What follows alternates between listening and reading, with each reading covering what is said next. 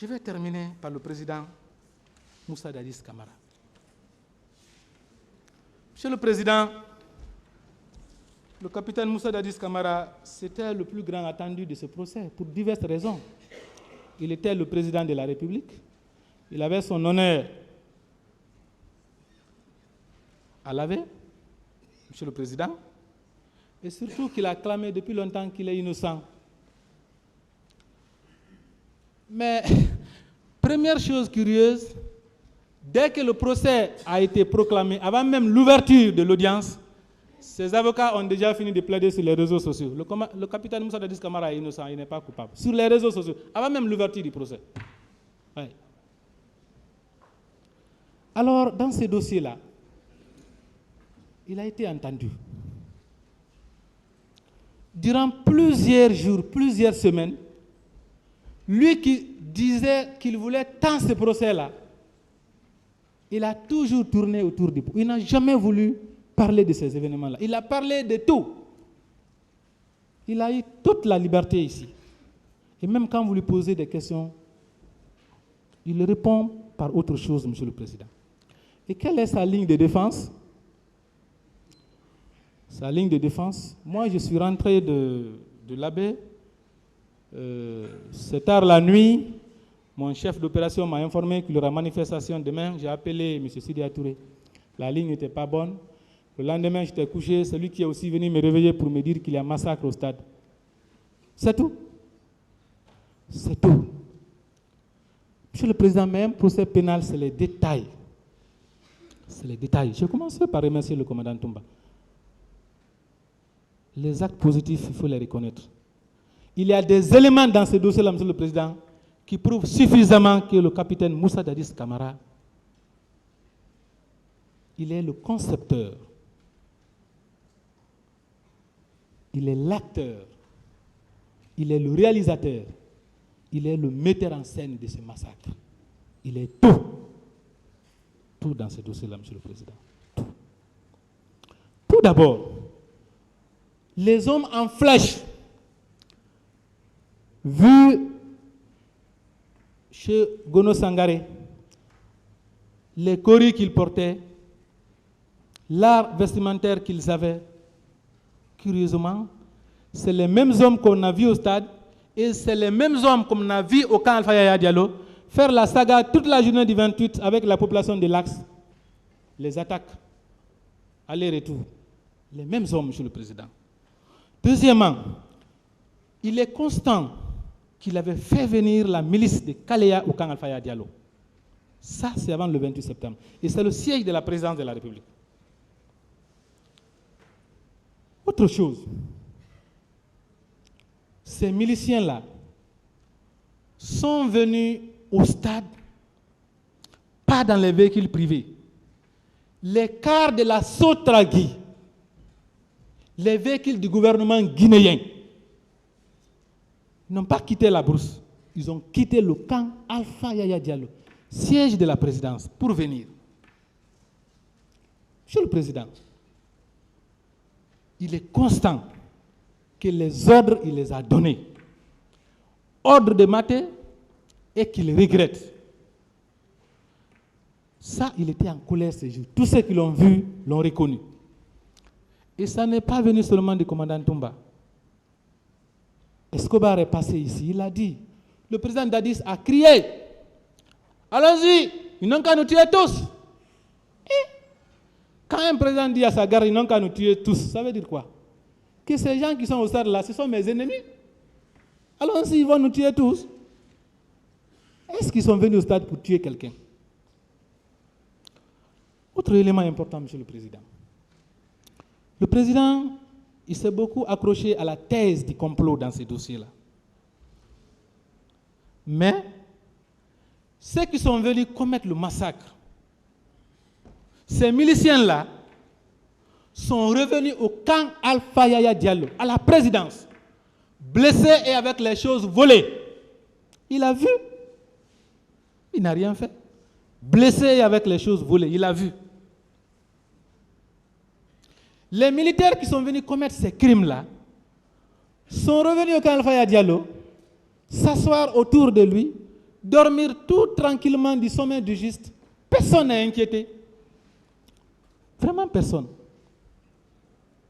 Ces jours-là, le casernement des militaires ayant été ordonné, si le président savait réellement qu'il y a l'ULIMO et les rebelles qui ont été envoyés par ses ennemis, la solution était simple, et je sais qu'il allait le faire.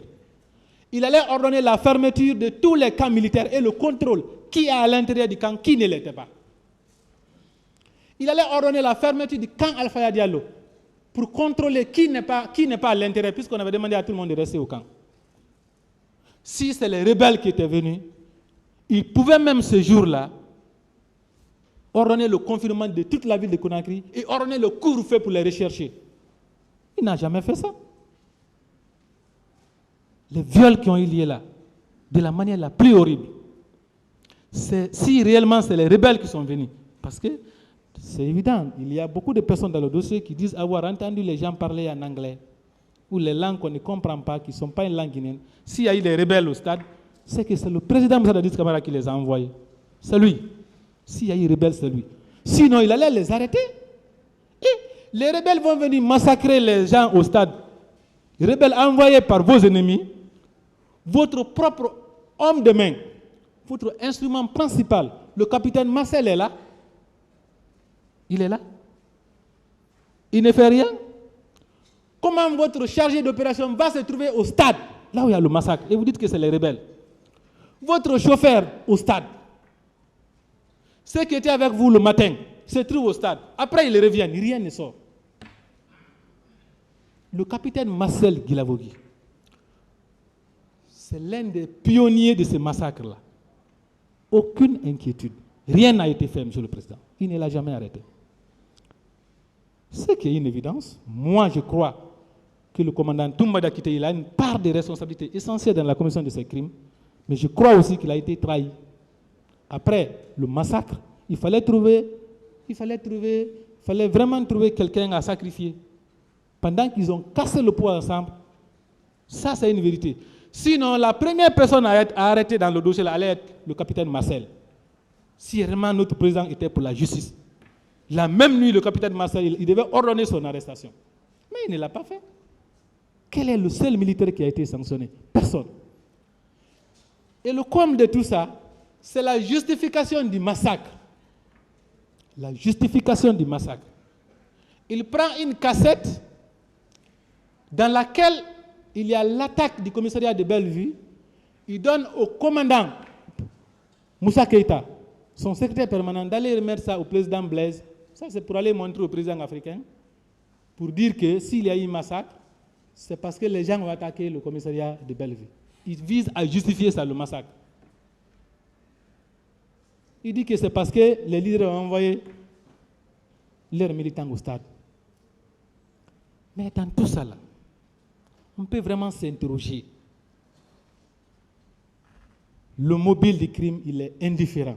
Quel que soit le mobile, celui qui commet le crime, il mérite d'être sanctionné. Mais on peut toujours s'interroger. Ça peut avoir quel sens qu'un chef d'État orchestre une telle atrocité contre sa propre population? On peut se poser la question. Mais c'est dans les actes qu'on peut faire lecture pour savoir. Dès que ce massacre-là est arrivé, qu'est-ce que notre président fait? Il va sur France 24, il dit « Aucun civil ne peut gérer cette armée-là. Aucun civil ne peut gérer cette Guinée-là. » Ça veut dire quoi? On a fait exprès. Si aucun civil ne peut gérer l'armée, la solution c'est de laisser le militaire qui est au pouvoir. Ces crimes-là ont été orchestrés dans le seul but de conserver le pouvoir chez le président. C'est le seul but. Ce n'est pas autre chose. Le capitaine Moussa Dadis Camara, Monsieur le Président, il est l'élément clé de ce procès-là. Je vois la déception de certaines personnes qui disent que, mais où sont les éléments de Caléa? Où sont d'autres agents qui étaient au stade? Il n'y a que 10 personnes qui sont à la barre. On les comprend. Mais, dans les crimes pareils là, c'est le chef qui compte généralement, le chef. Les crimes commis en Sierra Leone, on ne peut pas dire que c'est alors seul qui les a commis. Jean-Pierre Bemba Aner République démocratique du Congo. C'est toujours comme ça, Ivan Karaji. C'est toujours les chefs. Même si c'est le président Dadi seul qui comparaissait à l'audience là, c'était déjà beaucoup. C'est les chefs très souvent. Même en Côte d'Ivoire, je ne parle pas du fond de la décision, mais la procédure, c'est le président Gbagbo seul avec l'un de ses ministres.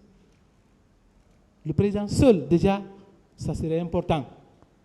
Donc le fait déjà que le président comparaisse, c'est déjà une chose très très importante, une grande avancée. Et si aussi, dans la décision finale, il est condamné, ça va faire d'une pierre deux coups. Il a comparu et il est condamné. Et dans ce dossier-là, moi je ne vois pas sur la base de quel élément le président Moussa Dadis Camara peut s'échapper. Je ne vois pas. Puisque c'est lui qui a financé, celui qui a donné les ordres, celui qui a protégé, Monsieur le Président. Donc vous allez donc comprendre là qu'à l'égard du président Moussa Dadis Camara, il y a crime contre l'humanité. À l'égard du président Moussa Dadis Camara, il y a responsabilité de commandement des chefs militaires. Ça, il ne peut pas échapper à ça. N'est-ce pas des actes de compassion qui doivent être appréciés à leur juste valeur? On nous a même dit ici que le président Dadis n'a pas compati. Peut-être que nous n'avons pas la même définition de la compassion. Mais lorsque le président Dadis a demandé à être entendu par lettre, et que le 28 février 2015, lorsque la juge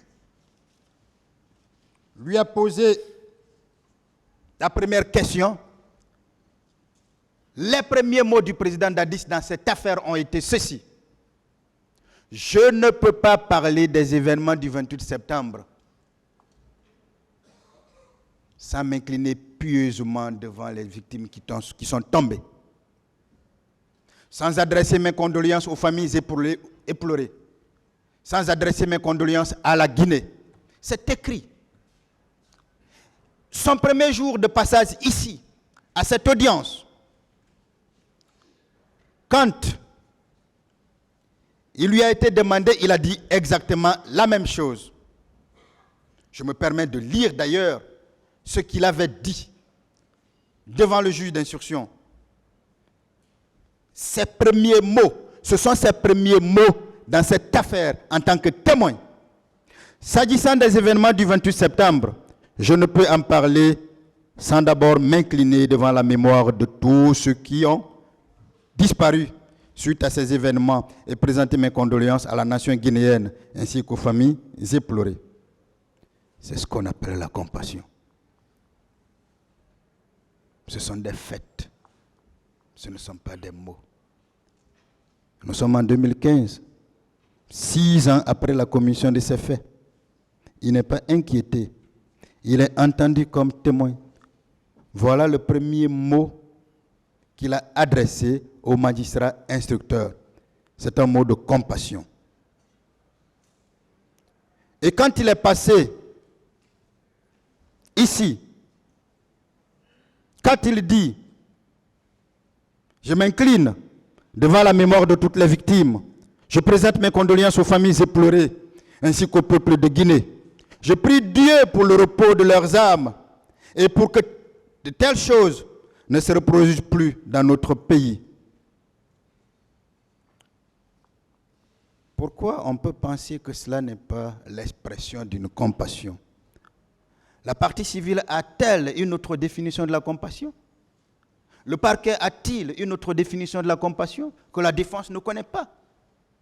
La compassion, est-ce qu'elle doit se limiter au mot compassion? Ou est-ce qu'elle doit se traduire dans les gestes par les mots que nous prononçons? Pour la défense. Et c'est cela la vérité. Et c'est cela la vraie réponse. La compassion ne se limite pas au mot compassion. Elle doit se traduire dans les actes, dans les mots que l'on prononce. Et le premier geste de la compassion, c'est l'adresse que l'on fait à une personne. Lorsqu'une personne décède dans le quartier et qu'on est informé, le premier geste de compassion, c'est adresser ses condoléances. Pour les parties civiles, non. Ce n'est pas cela la compassion, parce que ça vient du président Dadis. Ou bien vous voulez que le président Dadis se mette ici à pleurer comme le parquet a pleuré, mettant en danger la société. Parce que le parquet représente la société. Le parquet ne doit pas épouser un dossier. Mais si le parquet vient publiquement se saisir d'une affaire qui n'a rien à voir avec les événements du 28 septembre, puisqu'il a dit lui-même, et couler des larmes. D'abord, il ne sait même pas pleurer, puisque ce montage n'a pas été bien, il n'a pas su le faire. J'ai compris qu'il n'est pas habitué à cela. Se mettre à pleurer, et il remet ainsi en danger la société. Parce que la société ne peut plus compter sur lui. La société pense que sa seule défense, c'est le parquet, c'est le ministère public. Ce ministère public n'a pas à pleurer dans une salle d'audience. S'il pleure dans une salle d'audience, il épouse le dossier. Comme un avocat doit être radié quand il épouse un dossier, un magistrat devrait l'être quand il épouse un dossier. On ne peut pas comprendre que pour une affaire aussi profonde, pour un dossier aussi important, qui implique toute la Guinée, toute la communauté internationale, tous ceux qui aiment la Guinée, tous ceux qui n'aiment pas la Guinée, au lieu de poursuivre, de requérir, de demander l'application de la loi, on vient pleurer comme une femme trahie, pleure, parce que tout simplement, il ne voit pas son amant et qu'il a envie de le voir. Nous ne sommes pas là pour chérir les gens. Nous sommes là pour un but bien déterminé. Le parquet doit poursuivre avec ces éléments qu'il faut. La partie civile doit défendre les parties civiles en indiquant le préjudice subi, en les évaluant, en demandant des dommages et intérêts par rapport à cela. Et la défense, elle doit défendre. Et nous défendons, nous n'épousons aucun dossier. Voilà ce qui se passe dans un temple de Thémis. On ne vient pas ici pour s'entraîner. On vient parce qu'on est déjà entraîné. On vient parce qu'on est prêt.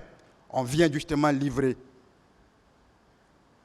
un combat, mais un combat juridique, un combat civilisé. Mais on ne vient pas pleurer. Le fait de pleurer ne dérange pas ce tribunal. Et d'ailleurs, je vais vous dire quelque chose par rapport à cela. Je vais vous dire pourquoi on a supprimé les cours d'assises. Je vais vous dire pourquoi on les a supprimés chez nous en Guinée. Et la tendance, et je remercie d'ailleurs les autorités guinéennes dans ce sens-là, est là. Parce que tout simplement, devant les cours d'assises, il n'y a que ces 3 magistrats professionnels. Le reste, le jury, est composé de citoyens que l'on prend n'importe où. On a compris que l'éloquence des magistrats au parquet ou des avocats les faisait pleurer. J'ai fait suffisamment pleurer des femmes ici. Lors de mon premier dossier criminel, c'était à la cour d'assises avec Feu Doura Chérif. C'était de l'infanticide. Si vous êtes, rappelez-vous, d'un assassinat commis sur un petit enfant de 4 ans à Amdalaï. Pourquoi? Parce que ces gens se laissent facilement influencer. Mais vous ne pouvez pas influencer ces hommes qui sont là. Vous ne pouvez pas influencer le président de ce tribunal criminel. Vous ne pouvez pas influencer les assesseurs de ce tribunal criminel. Attendez, lorsque les assises reviendront, mais ce n'est plus possible, hein, je ne crois pas. Là, vous allez influencer les jurys qui ne sont pas des magistrats professionnels, qu'on prend tout simplement devant, dans les quartiers, entre les citoyens, et qui ne savent rien de tout ce qui se passe ici. Alors, vous ne devrez pas pleurer, parce que si pour vous c'est cela la compassion, c'est loin d'être la compassion, c'est une véritable faiblesse. C'est cela épouser un dossier. Et on ne devrait pas épouser un dossier. Qu'est-ce que le président Dadis a fait sur le plan judiciaire? Et là, à ce niveau, je vais prendre mon temps. Monsieur le Président, Monsieur les juges assesseurs, je vais me permettre de lire, de rappeler, parce que je sais que c'est connu, les dispositions à la matière, pour que vous compreniez une fois pour toutes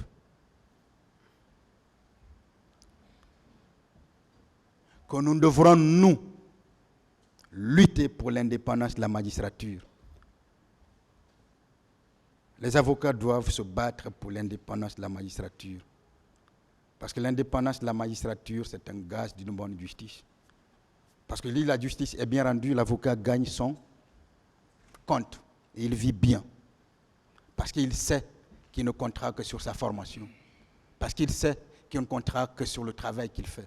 Parce qu'il sait qu'il est donc obligé de travailler correctement. De cravacher dur pour convaincre un juge. Mais si le juge doit recevoir des instructions à tout moment, il ne rend plus justice conformément à la loi. Alors que c'est conformément à cette loi qu'il doit rendre justice. Le président Dadis a quand même instruit malgré tout le garde des Sceaux, ministre de la Justice, d'instruire le procureur général afin d'engager des poursuites judiciaires. C'est sur son instruction, le ministre de la Justice, sur l'instruction du ministre de la Justice, qui est le premier parquetier du pays, que le procureur général près la cour d'appel de Conakry a requis le procureur de la République près le tribunal de première instance de Dixine afin d'ouvrir une information. Dans un premier temps, c'était contre X pour meurtre, viol et violation d'une interdiction de faire une manifestation. C'est dans le dossier. C'est dans le dossier. Ce sont des éléments du dossier qu'on n'a pas lu et qu'on a oublié. Mais est-ce que c'était le travail du président? Est-ce que c'était le travail du garde des Sceaux? Est-ce que c'était d'ailleurs le travail du procureur général? Est-ce que le procureur de la République, près le tribunal de première instance de Dixine, n'avait pas vécu les crimes commis au stade du 28 septembre? Est-ce qu'il n'était pas en Guinée? Et s'il n'était pas là, est-ce qu'il n'avait pas de substitut capable de lui remonter? Je vais prendre mon temps dessus parce que j'ai entendu ici des parquetiers dire à un accusé, M. Goumou, que vous êtes officier de police judiciaire. Qu'avez-vous fait puisque vous vous êtes trouvé sur le terrain? Qu'est-ce que vous avez fait, vous, procureur, puisque le stade est dans les nez du tribunal de première instance de Dixine? Ça veut dire quoi? Si M. Goum est là parce qu'il n'a rien fait, vous devrez aussi être là parce que vous n'avez rien fait. Mais pourtant, c'est vous qui aussi devrez être à sa place parce que vous n'avez rien fait, parce que vous pensez que le président Dadis n'a rien fait, qui êtes ici assis et vous poursuivez. Si on doit poursuivre le président Dadis parce qu'il n'a rien fait pour le plan judiciaire, si on doit reprocher à l'accusé Blaise Goum parce que OPJ, se trouvant sur le terrain, n'a rien fait, vous pensez que vous, on ne peut pas vous poursuivre? C'est pour ça, quand je vais parler des peines requises que vous avez distribuées, je vous parlerai de Antoine Quintin pour vous dire que personne n'est au-dessus de la loi. Quand vous poursuivez le droit, c'est aussi quelque part une logique. Vous devrez comprendre que les premiers actes devraient être posés par vous, parce que les OPJ travaillent sous votre direction. Les OPJ travaillent sous la surveillance des juges d'instruction de la cour d'appel. Je le dis, les OPJ travaillent sous la direction du procureur de la République, sous la surveillance du procureur général et sous le contrôle des magistrats instructeurs des chambres d'instruction. Je ne me trompe pas, vous pouvez rire, moi je maîtrise ce que je fais. Et je le dis avec élégance. Et je vous envoie cette élégance-là. Et je vous demande d'en faire autant. Mais ne pleurez pas quand vous prenez la parole. À ce niveau, est-ce que, n'est-ce pas la volonté de laisser la justice travailler convenablement et librement?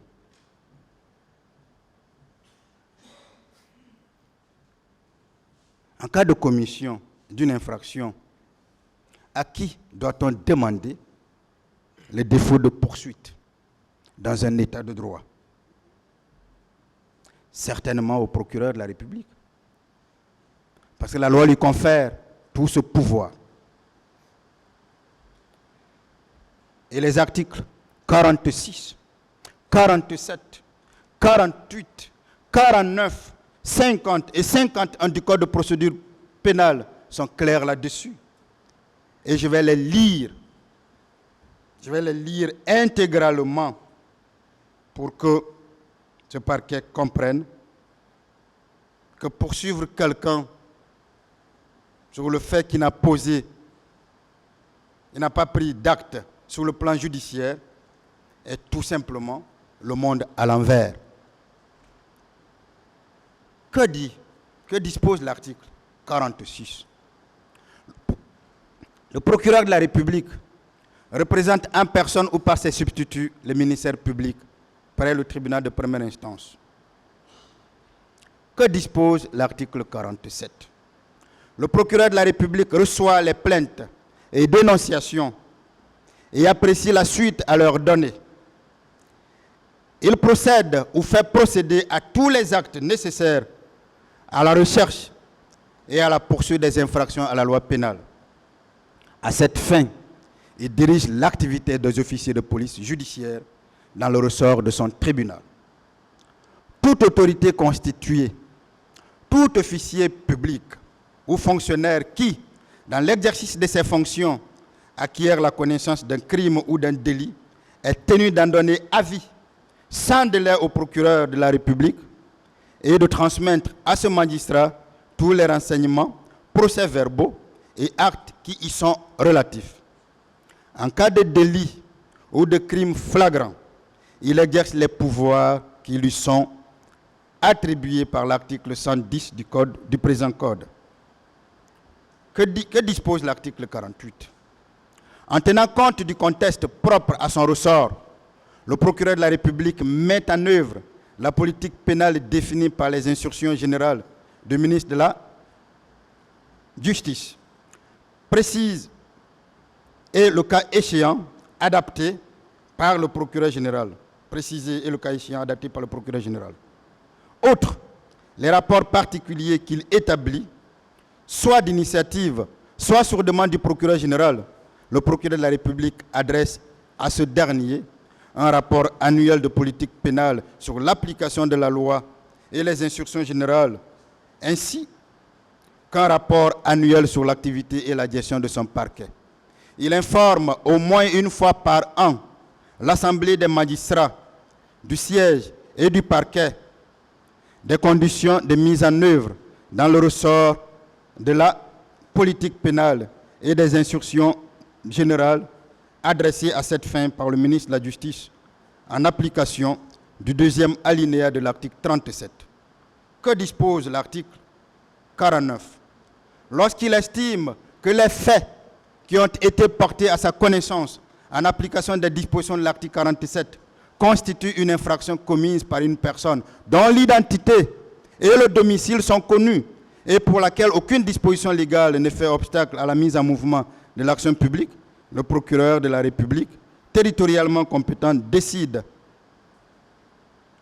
s'il est opportun, soit d'engager des poursuites, soit de classer sans suite la procédure, dès lors que les circonstances particulières liées à la commission des faits le justifient. Que dit l'article 50? Lorsque le procureur de la République décide de poursuivre, il avise les plaignants et les victimes si elles sont identifiées de la suite réservée à leur plainte. Lorsque le procureur de la République décide de classer une plainte sans suite, il doit adresser un avis de cette décision dans un délai de 8 jours au plaignant. Cet avis comporte notamment la mention que ce dernier peut, s'il le désire, prendre l'initiative de mettre l'action publique en mouvement en se constituant partie civile à ses risques et périls. Que dispose l'article 51? Toute personne ayant dénoncé des faits au procureur de la République peut former un recours auprès du procureur général contre la décision de classement sans suite prise À la suite de cette dénonciation, le procureur général peut, dans les conditions prévues à l'article 42, enjoindre au procureur de la République d'engager des poursuites. S'il estime le recours infondé, il en informe l'intéressé, que dispose l'article 52. Le procureur de la République a, dans l'exercice de ses fonctions, le droit de requérir directement la force publique. On ne peut pas être... Alors, voyez-vous, Monsieur le Président, Messieurs les assesseurs, ces dispositions sont très claires et on ne peut pas être plus réaliste que le roi. On ne peut pas demander à un président d'un pays de poser des actes, de se substituer au procureur de la République pour poser des actes à sa place. Surtout que nous prenons l'indépendance de la magistrature. Que faisons-nous de cette indépendance-là? Pourquoi faire comprendre que le président Dadis n'a pas posé d'actes dans ce sens-là? Est-ce que c'était à lui de poser de tels actes? Certainement non, pas du tout. Sinon, si c'était le cas, l'indépendance de la magistrature serait mise à dure épreuve. Et moi, croyez-moi, j'aurais ôté ma robe. Parce que si l'indépendance des magistrats est mise à rude épreuve, je ne vois pas quelle serait ma raison d'être quand je suis surtout avocat au contentieux, quand je sais qu'à tout moment, je peux venir directement devant vous. Mais malgré cela, et toujours sur le plan judiciaire, le président Dadis a quand même mis en place 2 commissions d'enquête. 2 commissions d'enquête, lesquelles résultaient d'une médiation qui avait été amorcée par le président Blaise Compaoré. Ces 2 commissions d'enquête, l'une était nationale, l'autre internationale, même si pour le parquet, la commission nationale d'enquête indépendante n'est rien pour lui. Mais il l'a dit sans indiquer en quoi cette commission n'est rien pour lui. Mais nous prendrons 2 heures de temps pour uniquement démonter la prétendue commission d'enquête internationale ou le prétendu rapport de la commission d'enquête internationale établi en méconnaissance totale de l'histoire de la Guinée, en méconnaissance totale de la société de la Guinée, en méconnaissance totale même des informations scientifiques données dans le recensement dans les cas de démographie dans notre pays. Une commission établie en un laps de temps par des personnes qui n'ont fait que 7 jours en Guinée et qui ont travaillé 5 jours. Et c'est le sésame de ce parquet. C'est le sésame de ce parquet. Alors, la Commission internationale d'enquête a travaillé. Pensez-vous vraiment qu'un président, un gouvernement qui savent avoir mis en danger la vie des Guinéens, qui savent avoir participé à la commission de crimes aussi crapuleux, qui savent n'avoir aucun pouvoir pour contrôler une commission à l'international, pouvaient se permettre de mettre cela en place. On vous dira encore ici que le pays était obligé. Mais ce qui est dérangeant, c'est quand ça vient de gens qui veulent diriger un jour le pays, qui oublient totalement la notion de souveraineté et qui pensent qu'en fonction de leurs intérêts du temps, les règles doivent changer et doivent être établies en leur faveur, qui pensent que si ce ne sont pas eux qui sont là, la communauté internationale peut bien obliger le pays, qui pensent que si c'est eux, si ce sont eux qui sont là, la communauté internationale ne peut pas obliger le pays. Monsieur le Président, est-ce que raisonnablement, on peut penser que cette commission aurait été mise en place si le gouvernement guinéen savait être responsable des massacres du 28 septembre?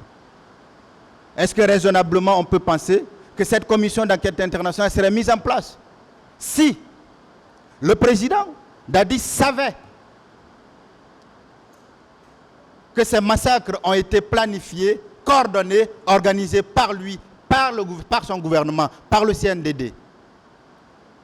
Mais pourquoi va-t-il accepter et se mettre à la disposition de cette commission? Lui, chef d'État d'un pays souverain, accepte d'être entendu par des personnes étrangères. N'est-ce pas un autre symbole? N'est-ce pas un autre exemple? N'est-ce pas un autre acte qui doit inspirer?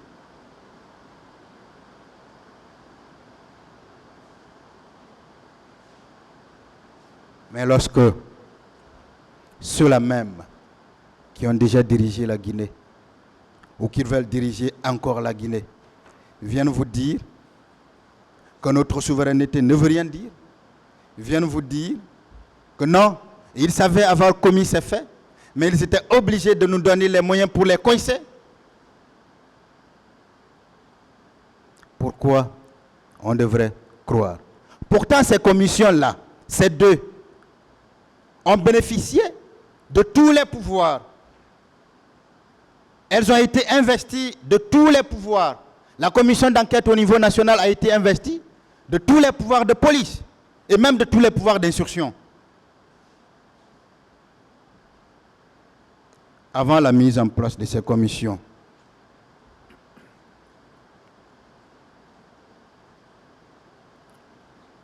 le président, il a dit ici, était dans les dispositions de demander que des mesures soient prises contre ceux qui étaient allés au stade. Il était dans ces dispositions-là.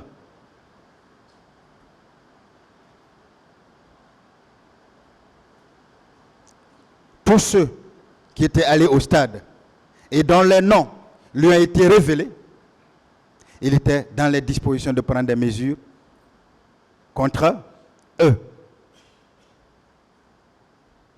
Mais en acceptant la médiation, il acceptait aussi les obligations liées à cette médiation.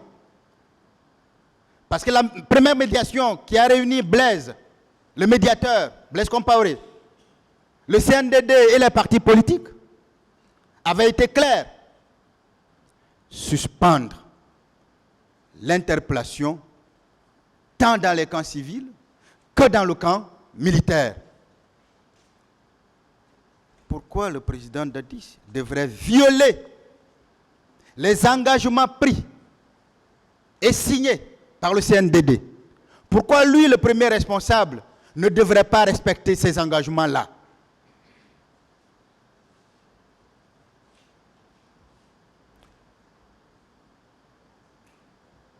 Pour ceux qui savent l'histoire un peu du Burkina, rappelez-vous l'affaire Norbert Zongo.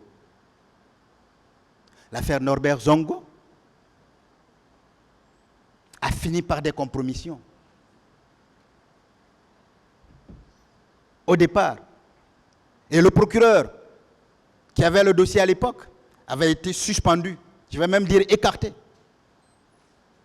J'ai eu la chance d'être avocat de cet ancien procureur, ancien diplomate et ancien garde des Sceaux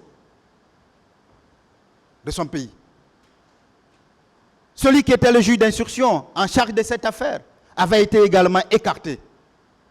J'ai eu la chance de le connaître personnellement, puisque cet ancien procureur devenu ministre l'a appelé pour être procureur général. La gestion d'un État est plus compliquée, est plus complexe qu'on peut le penser. Quand on est civil et assis derrière nos bureaux, les choses sont souvent plus simples. Mais lorsque de tels événements arrivent et qu'une médiation internationale arrive et demande que tout soit suspendu.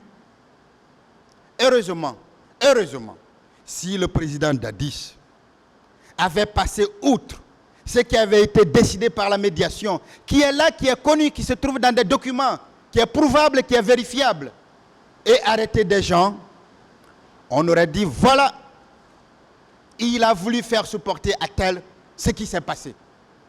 Mais c'est un légaliste. C'est quelqu'un qui a le respect de ses engagements. C'est quelqu'un qui respecte les lois, il a d'ailleurs prouvé. C'est quelqu'un qui respecte les accords. Les accords interdisant toute interpellation, il ne pouvait pas interpeller quelqu'un. Il ne pouvait pas interpeller quelqu'un. Est-ce qu'on peut bien lui reprocher cela? Monsieur le Président, messieurs les assesseurs, vous comprendrez que, encore une fois, sur ce plan-là, et seulement sur ce plan-là, puisque je parle de cela, on ne peut faire de reproches au président Dadis. Il a mis en place les 2 commissions pour que lumière soit faite sur les événements du 28 septembre. Et avant même que les 2 commissions ne présentent leurs résultats, il avait déjà fait l'objet de tentatives d'assassinat. Donc les résultats ont été pris en dehors de lui. Quelle influence pouvait-il exercer contre les auteurs de ces 2 commissions? De toutes les façons, s'agissant de la commission d'enquête internationale, ce ne serait pas possible. Et il le savait. S'agissant de la commission d'enquête nationale, il n'était pas là. Il avait déjà fait l'objet de tentatives d'assassinat. Il était dans un premier temps au Maroc, avant d'être exilé à Ouagadougou, où il effectuait sa convalescence, où il ne gérait pas. Est-ce qu'il pouvait rester à Ouagadougou? Est-ce qu'il pouvait rester dans ce pays-là, influencer chaque membre de cette commission? Ce n'est pas possible, Monsieur le Président.